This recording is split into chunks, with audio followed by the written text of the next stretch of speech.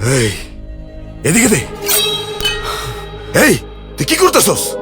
তুই কার তোরে? স্যার সেদিন যখন আমাকে থাপ্পড় মারছিল তুই অনেক হাসছিলি। আমি সেদিন থেকেই তোরে দেখতে পারিনি। ভাই মারেন শালারে।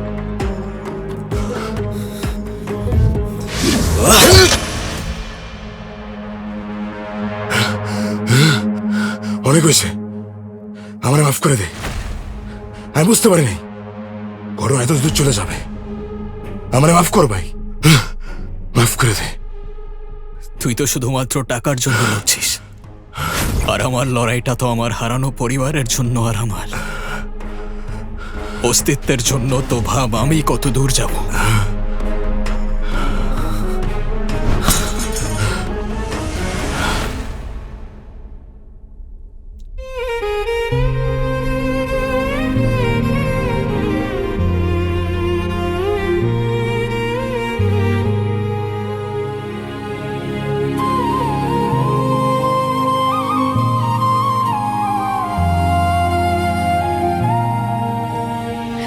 বাবা আস্তে আস্তে আসো।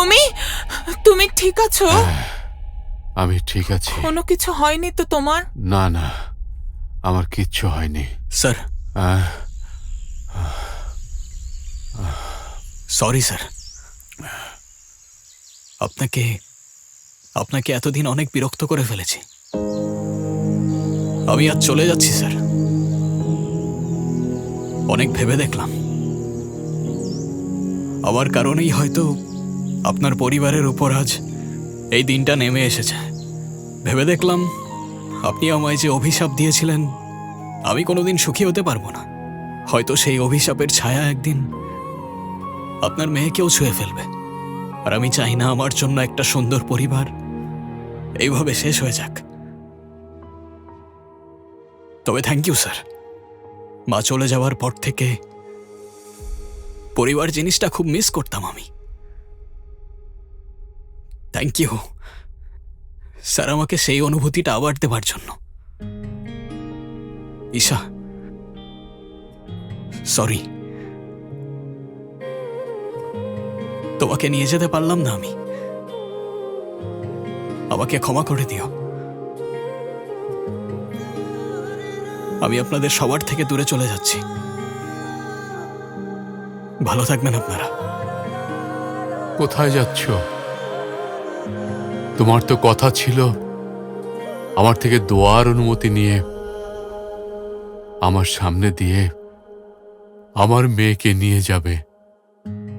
এখন নিজেই পালিয়ে যাচ্ছ। যাও, দিলাম অনুমতি। ভুল আমার ছিল।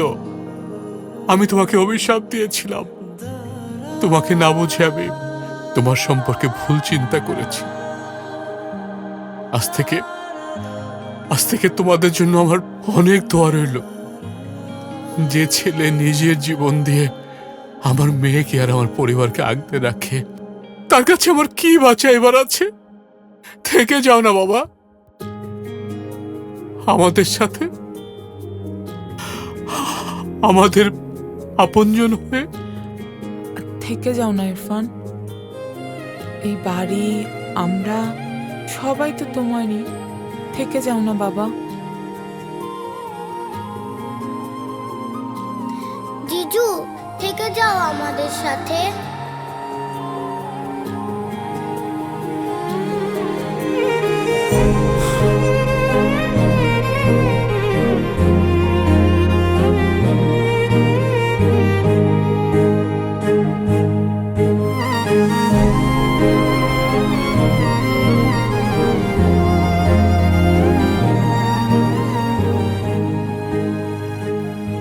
পরিবার শুধু চার দেয়ালের ঘর নয়, পরিবার এক অদৃশ্য মায়া আর ভরসা। ভালোবাসা দিয়ে পুরো পৃথিবী জয় করা যায়, কেউ মানুক বা না মানুক, এটাই সত্য। আর সেই ভালোবাসার টানেই ফিরে এসে আমি ফিরে পেলাম আমার অস্তিত্ব।